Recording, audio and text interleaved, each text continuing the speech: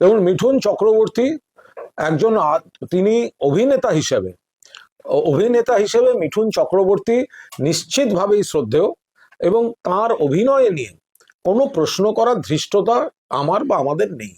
প্রশ্নটা হচ্ছে রাজনীতি নিয়ে, তার এই দলবদলুপনা ইত্যাদি ইত্যাদি।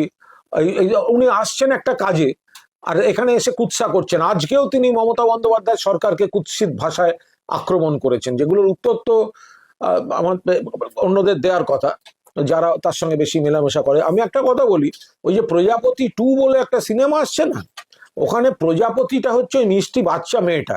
মিঠুনদা বেসিক্যালি এখনো শুঁয়োপোকা হয়ে আছে, ও কিন্তু এখনো প্রজাপতিতে মানে উত্তরণ ঘটেনি।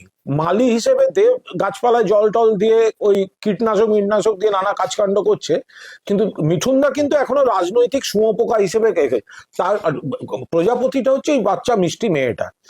একের পর এক দল ঘুরেছে, কিছু অভিযোগ আসার পর কোনো কারণে মিঠুনদা গিয়ে বিজেপিতে শেল্টার নিয়েছে, আর ওই সিনেমা করতে এখানে আসে, আর এসে থাকে তো তৃণমূলের এমপি দেব।